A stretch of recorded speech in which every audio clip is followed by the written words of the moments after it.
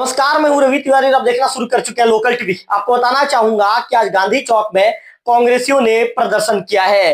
प्रदर्शन करने का कारण क्या है, आखिर कांग्रेसी गांधी चौक में क्यों जमा हुए, इसके बाद उन्होंने क्यों प्रदर्शन किया, कांग्रेसियों को विरोध प्रदर्शन क्यों करना पड़ा, तमाम सवालों के जवाब देने के लिए हमारे साथ इस समय दो दिग्गज कांग्रेसी नेता मौजूद हैं।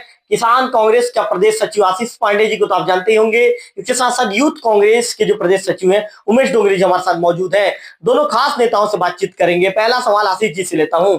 आशीष जी, आज क्या ऐसा कारण था कि आप लोगों को विरोध प्रदर्शन करने के लिए आज चौक में इकट्ठा होना पड़ा सभी कांग्रेसियों को?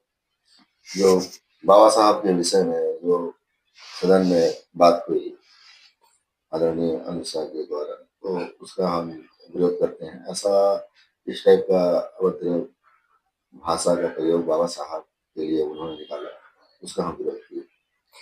क्या कहा था पांडे जी, अमित शाह जी ने क्या कहा था, उन बातों को भी मैं जानना चाहूंगा। वो सदन में बोले अम्बेडकर अम्बेडकर इतना बार बार जो ले रहे हैं, भगवान का नाम अगर लेते तो सातों जन्म स्वर्ग मिलता, ऐसा उन्होंने कहा।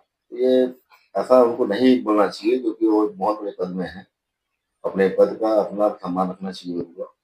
संविधान रचयिता 32 डिग्री उनकी, आज जो सबको राइट मिलता है उन्हीं का देन है, तो उनके लिए ऐसा नहीं बोलना चाहिए।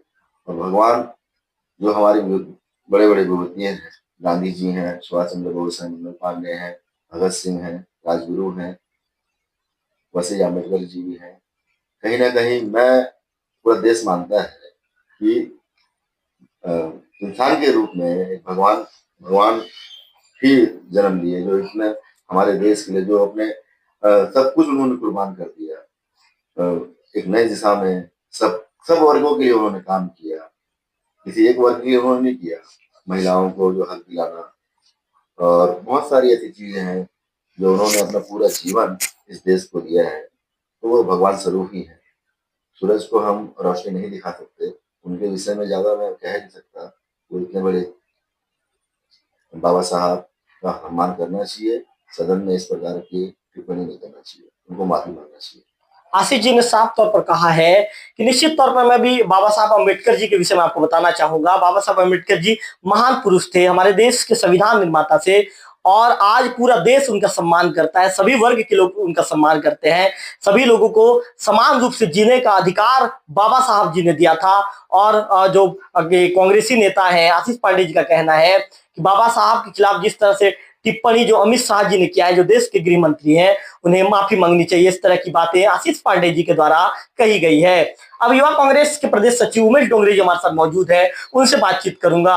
अच्छा उमेश जी, संसद से लेकर ब्लॉक स्तर तक, संसद में भी इसका पुरजोर विरोध किया जा रहा है, अब ब्लॉक स्तर पर इसका विरोध शुरू हो गया है, क्या कहना चाहेंगे उमेश जी?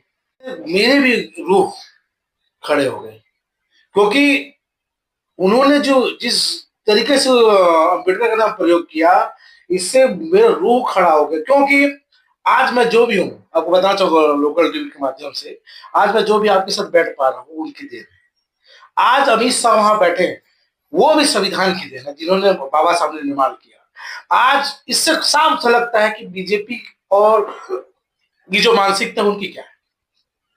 बीजेपी की मानसिकता साफ पता चलती है कि उन्होंने उस पहली बार उस समय भी संविधान को कुचलने की कोशिश की, आज भी हमेशा उन्होंने दलितों को दबाने की कोशिश की, आज हमेशा वो अपना एक शासन चलाना चाहते हैं, अपना ही मतलब एकाधिकार जमाना चाहते हैं, जो कभी चलेगा नहीं। आज हम कहीं पे बैठ पा रहे हैं, खा पी रहे हैं, आज भी कहीं भी हमको अगर मान सम्मान मिल रहा है, वो बाबा साहब की देन है।